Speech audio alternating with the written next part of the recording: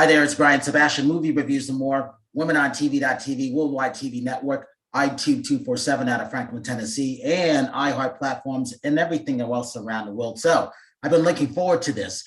My bad, I got everything wrong, the time and everything like that. We did 3 shows yesterday, we got 3 shows today. But here's this. Noel, I know who you are, I know your background, and you're funny as hell. Tell us who you are and where you're coming from. Thank you, man. And thanks for having me, Brian. Really looking forward to talking to you. My name's Noel. I'm coming to you from New York City. I'm a comedian who worked in, entertainment business for 25 years before I started speaking out and getting on stage and telling it like it is. That's what comedians are supposed to do. Right? You want to hear the truth, man. I was telling somebody the other day, it's like, I talk about things I believe in and things that I see sort of going wrong in the world and the things that we're missing out of because of the narrow-mindedness that has taken hold in this country. There's a certain political party that's trying to keep you from the feast, right? Life is a buffet, man. There's a lot of great things out there. So anybody who's giving you xenophobia and racism and trying to kill democracy, it's like you're ruining the party. All the good stuff in life comes from diversity and equality, like lift everybody up, So that's what my comedy's about. Because when you break it down, it's pretty obvious, it's pretty stupid what some people are trying to do to us. And you can't fall for it. So I talk about that stuff and I try to have a good time, and by the way, I talk about, go ahead. I don't know. You go ahead, finish. Well, I also, I share anecdotes from my life behind the scenes. I worked in live television for 25 years. I worked on the Superbowl halftime show for almost 15 years, the NBA Allstar game, VMAs, Rock and Roll Hall of Fame. I think you're a Drumline fan, right? I'm a drum corps fan. Oh, absolutely. Yeah, drum and corps. Exactly, man. And I got to, one of the highlights of my career, I got to work with the FAMU marching band on the Prince. And they did the Prince halftime show. They played on Purple Rain. Oh, yeah. We spent 2 days in a parking lot down there in Miami outside the stadium getting it right. And Prince wrote the charts. He wrote the charts with their MD 3 weeks before and literally would go over every note to make sure it was rock solid, So in my career, I've gotten to be a part of things like that. I love music. I love film. I love TV. And when you get to be a part of it, it inspires you, and so I like to share some of that in my comedy, some of those stories, Talk about this. Where do you see the world of entertainment going now? Because Discovery is the biggest media company in the world, and they just came out of no place. Yeah, exactly. I think, it's sort of in the hands of the people in many ways. Obviously reality TV and things like that change the game a bit, but I see it going, in a good way for the most part. People can make their own content. You don't have to wait around for somebody to tell you. If you want to make a show, you can make a show and put it on YouTube right now. So I see more of that happening, and it allows more voices to get in the game. So I see it going that way, the way of independent sort of self-owned material. And I think the cream will rise to the top, as it always does, Think of where you were this time last year. It's almost the last week of August of 2020. What were you doing? I know you were probably doing podcasts, but what was going on in your head? Yeah, that's a really good question. Well, I was sitting in the ssome place because I'm about an hour outside of New York City, and I live in the city, but we have a place up in the country, so I came to quarantine. I was looking towards the election. I was doing a podcast. Yeah. I used to co-host this podcast with Stuttering John from the Howard Stern show. I loved him. Yeah. So I used to co-host his podcast, and all summer we had on these political guests. We would have on James Carville and Rick Wilson, James. And we had Jay Leno on there. So we got into it deep. We focused on a lot of the congressional races because I felt like they were getting overlooked. Obviously, everyone's looking at the presidential race, but we were trying to lift up some of the smaller races in Maine and Tennessee and places that people might not have paid attention to, and give a platform to those candidates. So we were trying to help out where we could. And, I was getting nervous about the election. I ain't going to lie, man, When you think about going back to The Apprentice and working with the Trump family, I have a classic photo with Ivanka and Donald Jr. And I have an interesting photo with Donald Trump. But it's one of those things where it caught everybody by surprise. But it's not like he wasn't telling everybody that he wasn't going to run for years. And then if you go back and watch if you go to Showtime, the first episode was on this past week called Gossip and Cindy Adams. You know, they've had a friendship for, God, probably 50 years. She's 90, 91 right now. But, you know, Roy Cohn predicted one day he would be president. And she was there when they predicted it. So at election night, they got a clip of them talking about, remember what Roy Cohn said? And she goes, yes. And here we are. I thought that was very interesting.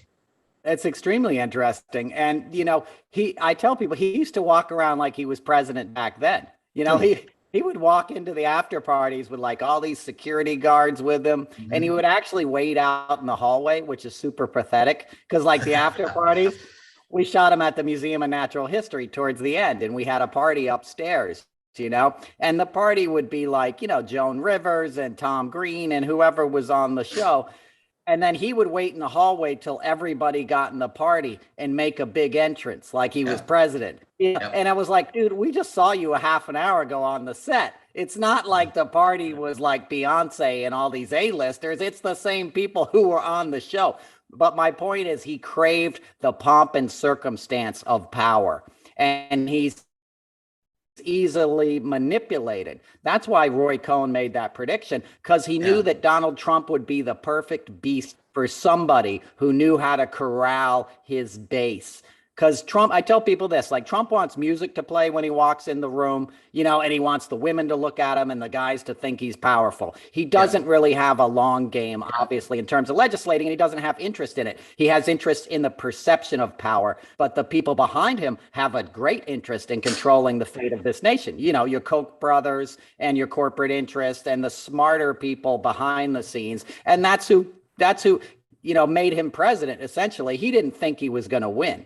You know, he ran because he's like, hey, I'll get my own media empire. You know, it raised my game. And, you know, he was, as everyone knows, and I'm sure you know, he was trying to start his own media network. You know, he figured he'd lose and then he'd start his version of Fox News or something. And nobody, I got friends who were in the room. It was at the New York Hilton.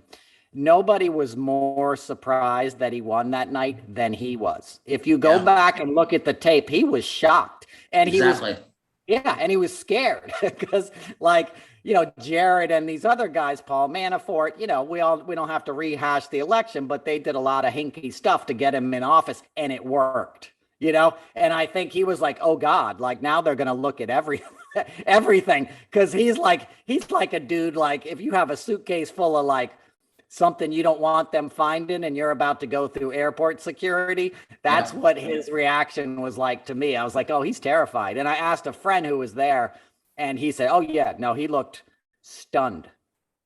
Well, you know, you always have to look at the spouse. If you look at Melania's face, the look of paranoia, they did the best to hide it, but you know, in general, it's your whole world changes, you know?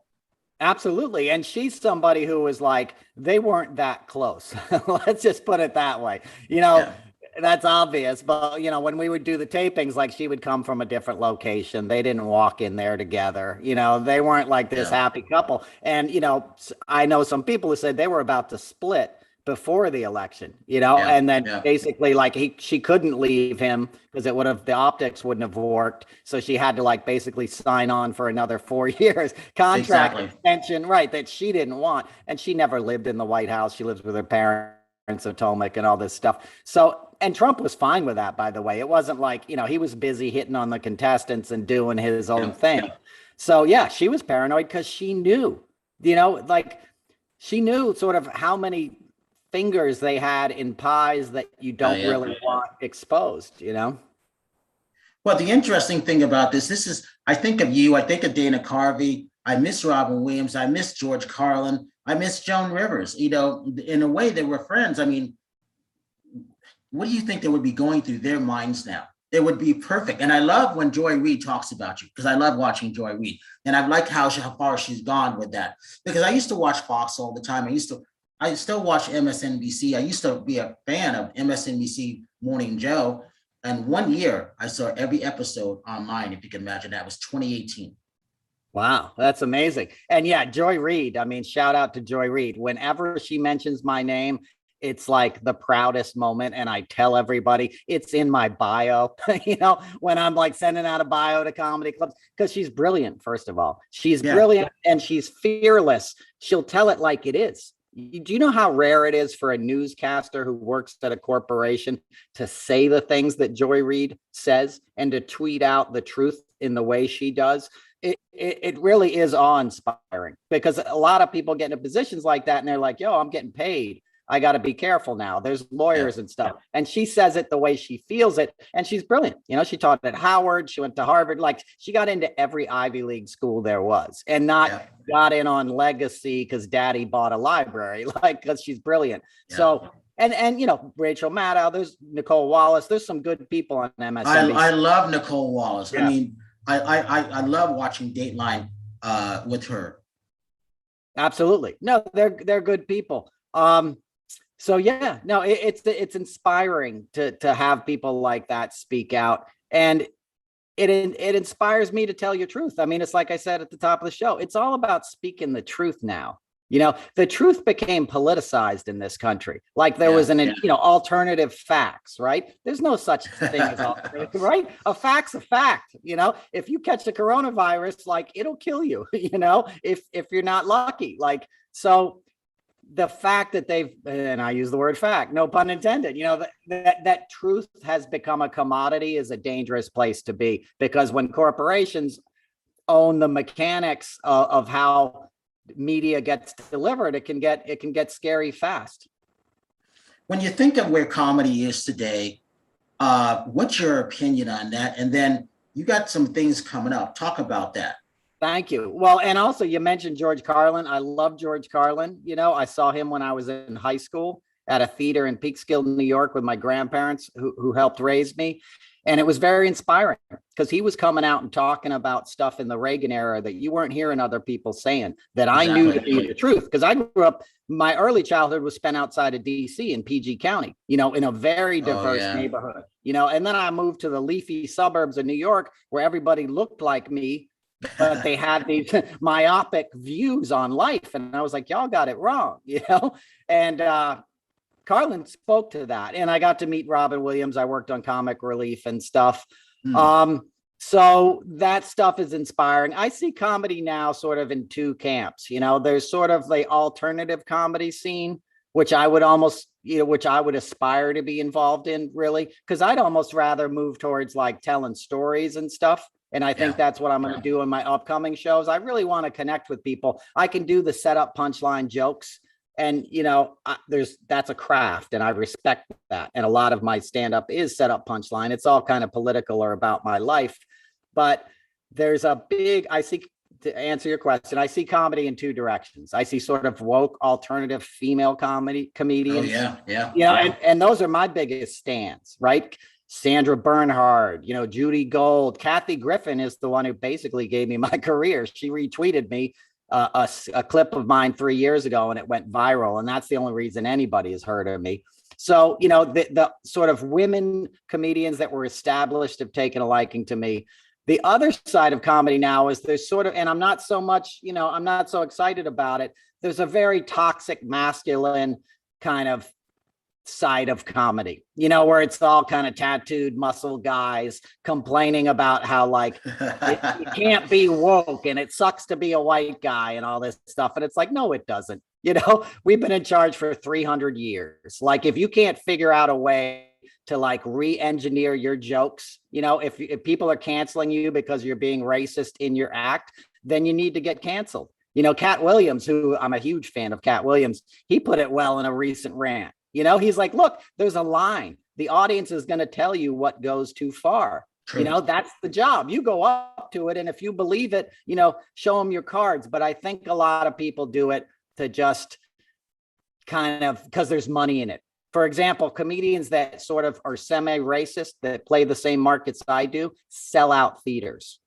The guys that are sort of reinforcing a narrow-minded sort of hate, for lack of a better word, against others and ethnicities and stuff, they sell out. That's a big draw. The guys that are, it is. And so there's money in it. So there's guys cashing in on things that they may not even believe in because they're thinking about their careers. And for me, that's sort of reprehensible because I'm doing this. I'm sorry, go. You know what's interesting about that? Sinbad, about this time last year, told me about that. And I'm like, really? He goes, yeah, I'm in the same dressing room with these guys. And they're like treating me like whatever. I'm like, really? And he goes, yeah. And I would have never have known about that. You're the second person to confirm that. I always thought that. Yeah, no, and Sinbad's great. I did shows with Sinbad when I worked in live TV. Wonderful. Guy's been since the 80s, just a great comedian.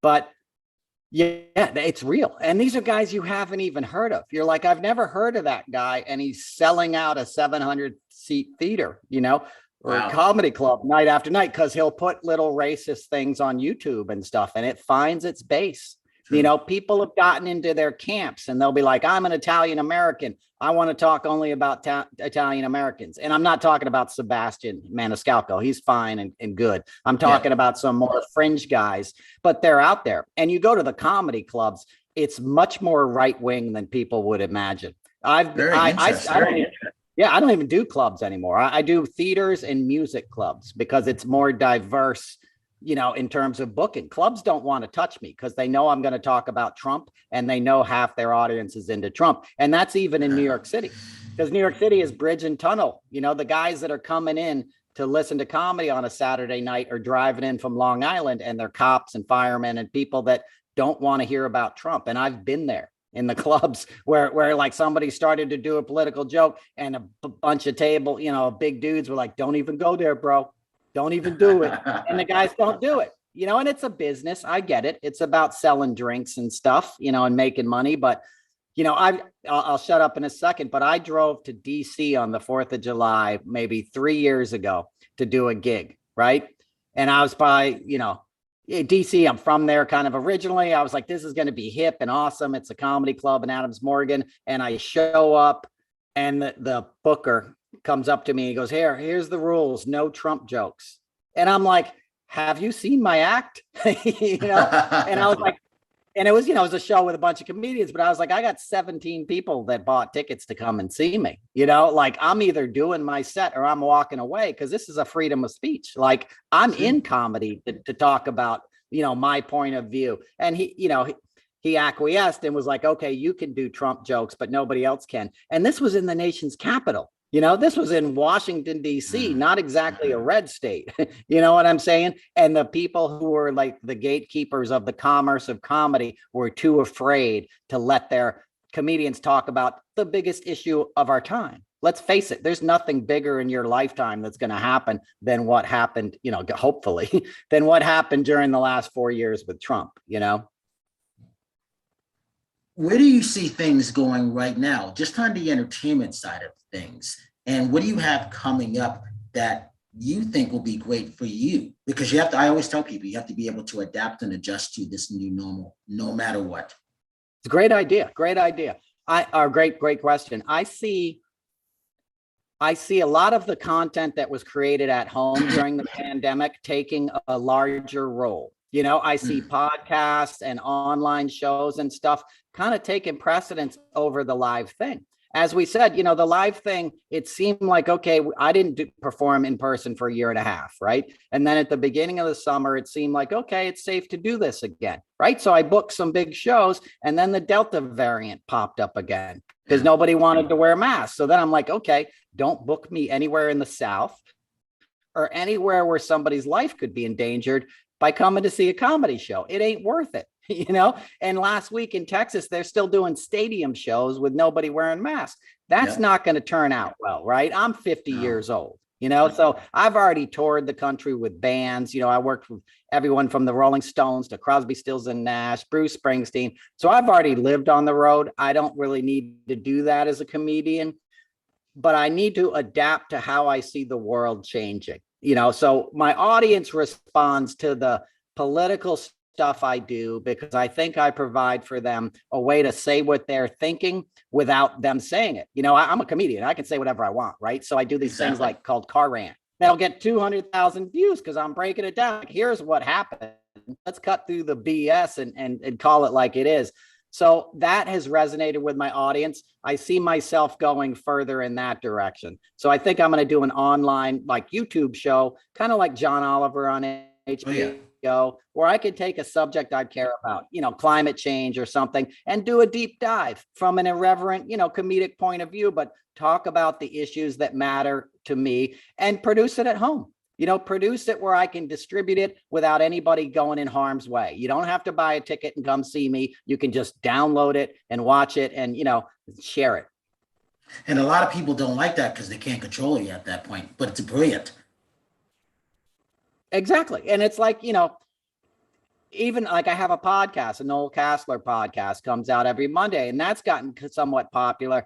And you're absolutely right. I'm doing live shows. I'm at the Ram's Head in September 16th. I'm at a theater in Norwalk, Connecticut on November 18th. And I'm promoting those on my podcast, right? I don't need to go on, it's awesome. I get to talk to somebody like you. If I was just in the, trying to get on like Colbert and do 5 minutes of comedy to promote my shows, it would cut me off from reaching people. You know what I'm saying? It used to be like you only had you only used to get a comedy career if Carson put you on. That was the only way you would ever become a famous comedian. And now you don't even need the clubs. You don't need the established network shows. There's a lot of people out there who will hear your stuff and want to talk to you, and I'm fortunate to have guys like you, Brian, like, hey, come on my show. It's like, I'm honored, this is awesome. Because like your questions led into, we're creating our own media now. We're creating our own environment, and you're a pro. I mean, obviously, you have a long career in radio and stuff, but you saw how the corporate thing went and how now you can independently get, it's tough, Well, the one thing I tell everybody, and I make no bones about it, I predicted Kamala Harris and Joe Biden in May of 2018. May of 2018, I was in Georgia. I saw this guy, the signs in Georgia, because I had never spent time with my family. My mom lives in Griffin, Georgia. Don't know why, but it's a great place there. And I saw these, who was the guy? Who's the senator? Joel something. I kept seeing these blue signs of them. Like, who's this guy? Because I'm curious. I grew up with news in Connecticut.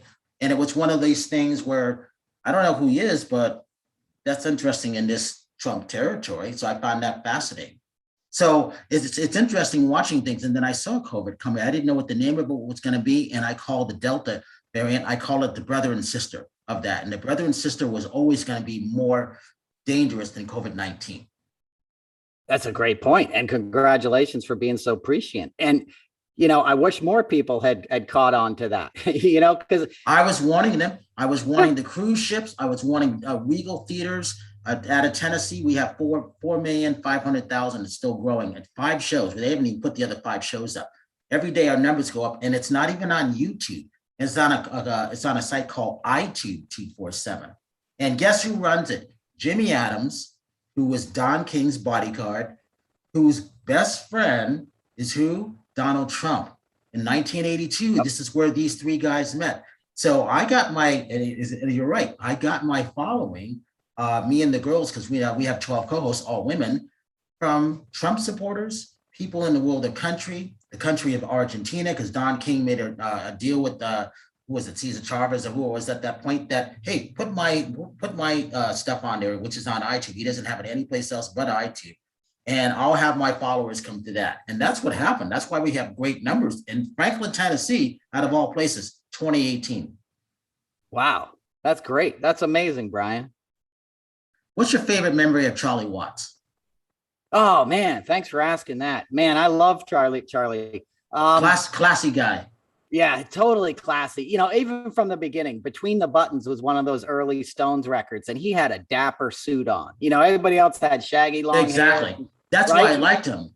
Right. I remember getting that when I was a kid, and I was like, who's that guy? Because he was sort of in the front of the record, and I was like, man, and I was born in 71. So I'm 50, and I love the Stones. They were my favorite band, and I got to work with them in 2012. We did a bunch of shows a few shows on the East Coast, and then the Sandy benefit, the 12/12 benefit.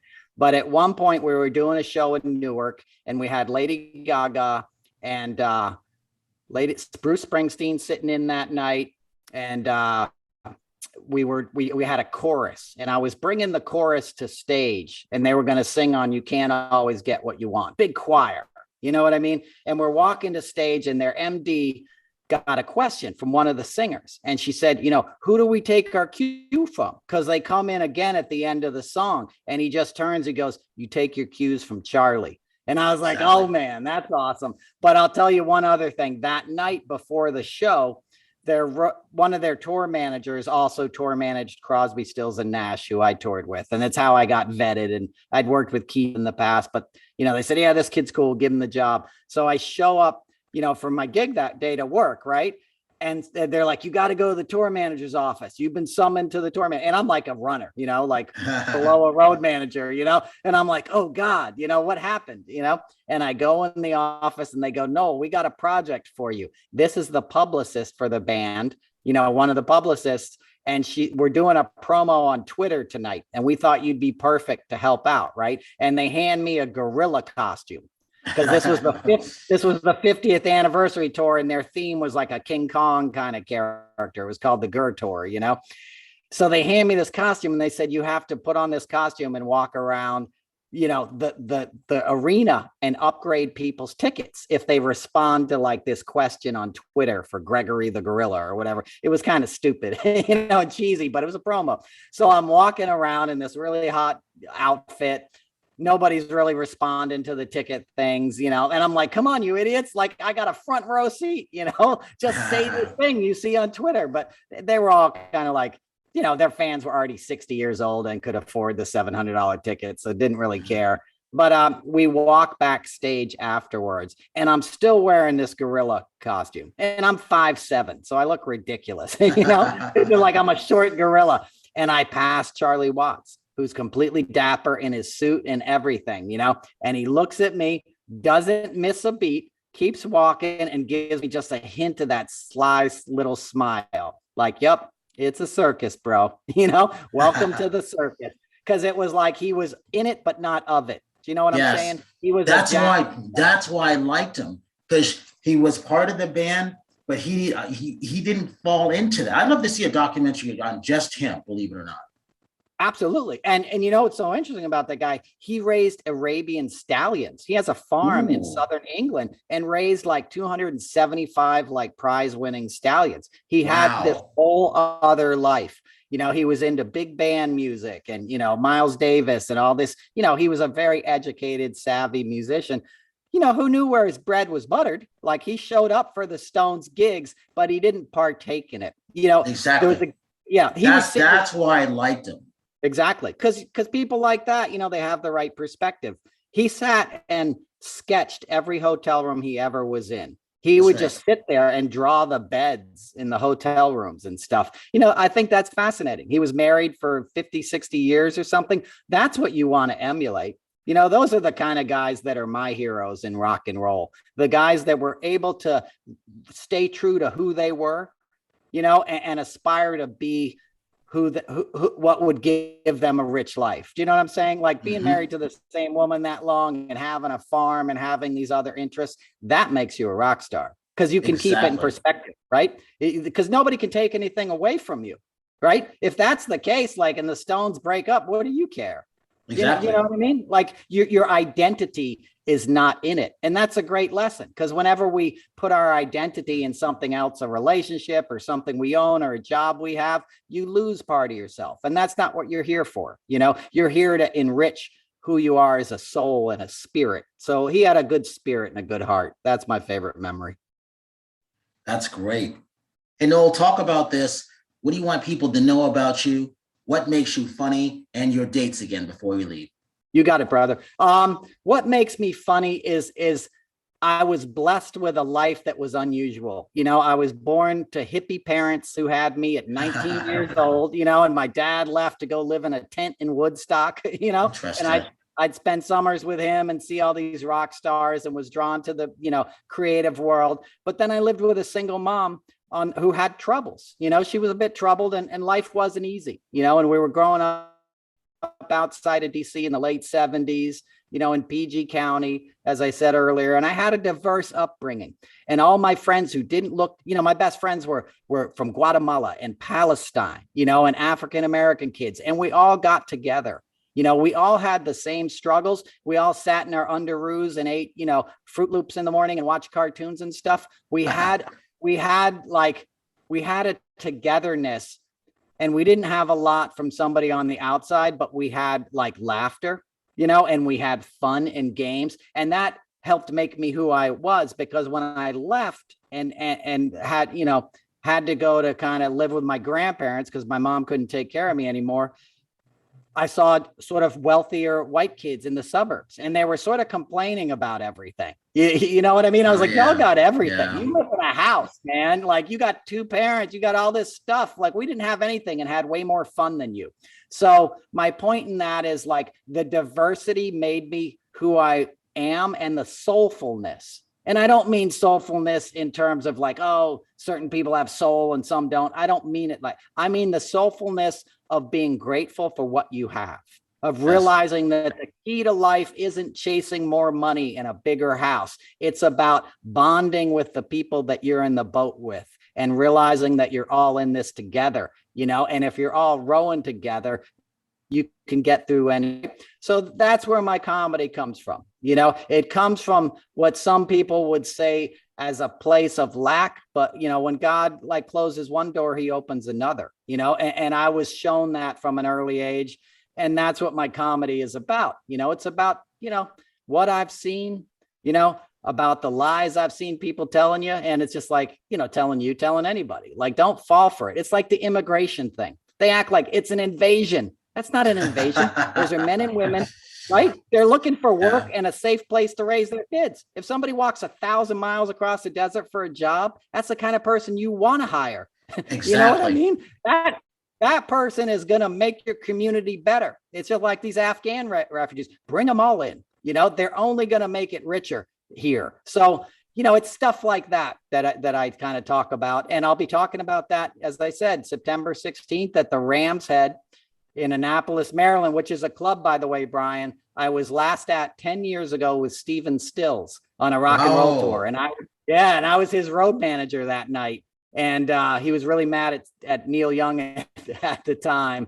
And it was kind of an interesting gig, but now I'm back there as a headliner. Can you believe that? I think that's great. Thank you, man. It's, great. Yeah, you never know what life has in store. You got to keep an open heart and keep trying to make people laugh and smile and stay true to who you are. That's what we need now. We need people who aren't afraid to step up and speak up and, call it like they see it. That would be me. And I get better at it each day. Right on, Brian. I hear you. So I'm going to end with this. Social media links. Oh, thank you. Thanks for saying that. It's Noel Casler. Is at Casler Noel. It's Noel Casler on Instagram. I got a website, noelcasler.com, and Facebook is Noel Casler Comedy. So if you can figure out my name, Noel, it's not Noel. I come from a poor family. We couldn't afford the umlauts. That's my little joke, little dots over the O. That's what I open with when they say my name wrong in a comedy club. But Noel Casler, you type me into Twitter, you're going to find me, I promise. And with that, Noel, I want to thank you for coming on. It's an honor to finally meet you because, like I said, I hear your name all the time on MSNBC and other places. So I think it's fascinating. And you said you never know who you're going to meet. And I tell the girls all the time, you never know who's watching you. Yeah. Because there'll be those people who are watching you, paying attention to see if they want to hire you. You just never know. And you know that, don't you? That's exactly how it works. It's funny you said that, Brian. I worked in live TV for 25 years and I worked on all the cool shows, right? And people would come up to me that were, underneath me, people just starting out and they'd be like, I want to get ahead. I'm going to go ask this guy for a job or something. And I worked with Michael Jackson, like Oprah, you name it, like big people. I said, look, you don't ever go ask for somebody for a job in this business. You put your head down and you do your work well and you work hard and they will notice you. Trust me, they will come to you if you do this thing right. This ain't about networking once you get in there. It's about doing the job you've been given right now as best you can. That's how you become David Geffen. You start in the mailroom and you get really good at being the best dude in the mailroom. By the way, one of the best documentaries I've ever seen, one of the worst interviews I've ever done, but it's still David Geffen.